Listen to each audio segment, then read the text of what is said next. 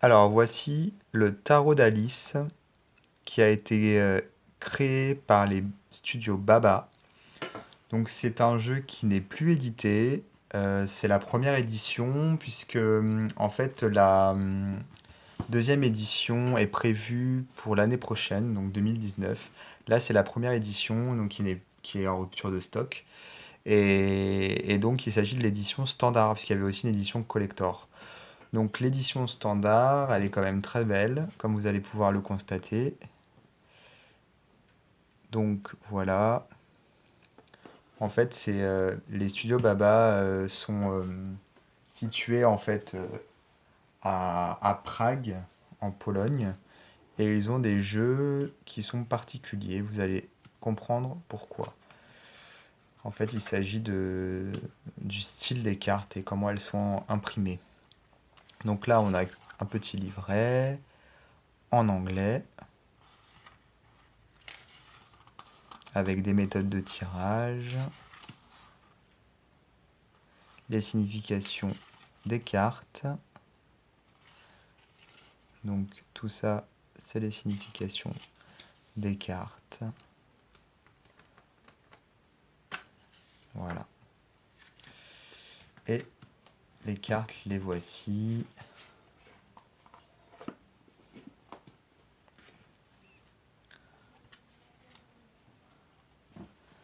Alors, est-ce qu'il va réussir à faire le point? Voilà. Donc, je ne sais pas si ça se voit, mais les cartes ont plein de petits reflets. Vous voyez ici, là, dans la pierre, on a des effets dorés. Donc ça donne un effet ouais, de profondeur. Il y a des éléments de l'illustration qui se détachent complètement. On a presque l'impression que c'est en 3 dimensions, quelquefois. Je ne sais pas si on voit bien ici, mais le rocher, là, il est doré, en fait. Donc vraiment comme s'il y avait presque, je sais pas, une sorte de pierre précieuse, comme de la pyrite, enfin semi-précieuse, un métal même, semi-précieux, puisque la pyrite, c'est pas une pierre, c'est du métal. Donc c'est un jeu voilà, qui est imprimé d'une manière vraiment très délicate.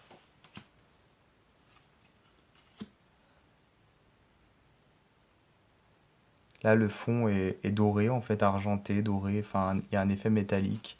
Alors, c'est vrai que sur la vidéo, on s'en rend pas forcément enfin, on s'en rend pas bien compte, mais c'est vraiment joli. Alors, je ne suis pas particulièrement fan des illustrations par ordinateur. Ah, là, on voit bien que le dos se détache, hein. Donc oui, je suis pas très fan des illustrations par ordinateur numérique. Quelquefois, j'ai un peu de mal. Je préfère quand les jeux sont des représentations du style dessin, peinture. Voilà, ça me parle un peu plus.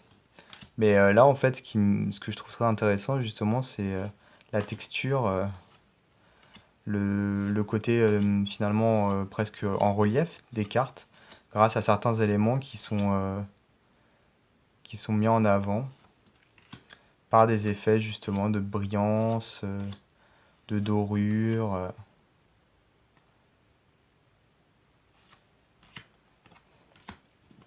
Alors ce jeu, donc comme je disais, il n'est plus édité. Donc il vaut une petite fortune sur Internet, hein. En gros, on en a pour environ 200 euros facile. Quand il s'agit de la version collector qui vient dans un coffret qui est plus grand, alors là on est dans les 400 euros. Donc c'est de la folie.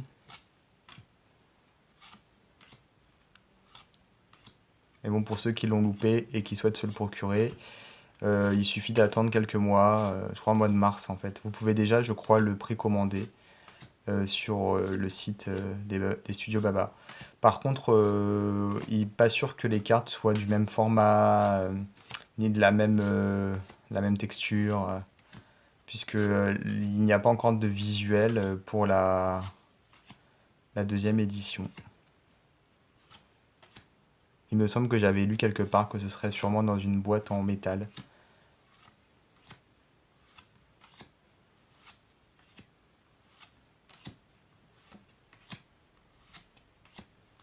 Donc les mineurs sont tous illustrés. Et au niveau du dos, pareil, on reste sur quelque chose de très sobre et de délicat. On dirait presque de la dentelle. Alors les cartes, elles sont un petit peu fines. Bon, elles sont pas non plus super fines, mais vraiment format standard qui tend vers le fin, quoi. Voilà. Et j'ai également, du coup je vais faire un peu de place, j'ai également le livre qui a été en fait signé par la créatrice du jeu. Donc voilà.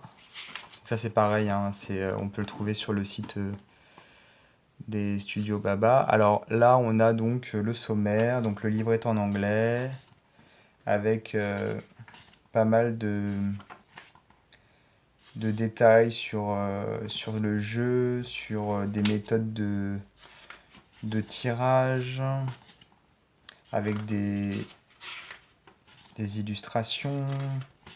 Donc plus de méthodes forcément que dans le, que dans le petit livret. Ensuite, on parle d'Alice. Après, la description des cartes.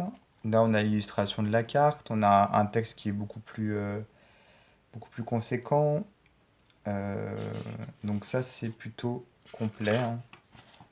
On voit vraiment que le livre est complet, donc avec plein de petites illustrations. Bon, c'est dommage qu'il soit pas un peu en couleur. En même temps, ça donne son style, hein, les petits croquis, les petites illustrations en noir et blanc. C'est aussi sympa. Et qu'est-ce qu'on a à la fin?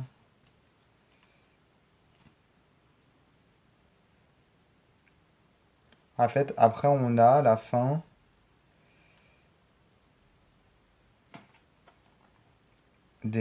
finalement des versions croisées des deux livres d'Alice à travers les cartes. En gros, on reprend les textes originaux et on illustre avec des cartes pour montrer que finalement les cartes reprennent l'histoire originale.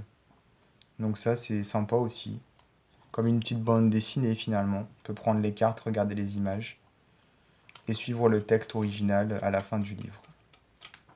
Voilà. Donc voilà pour le tarot d'Alice.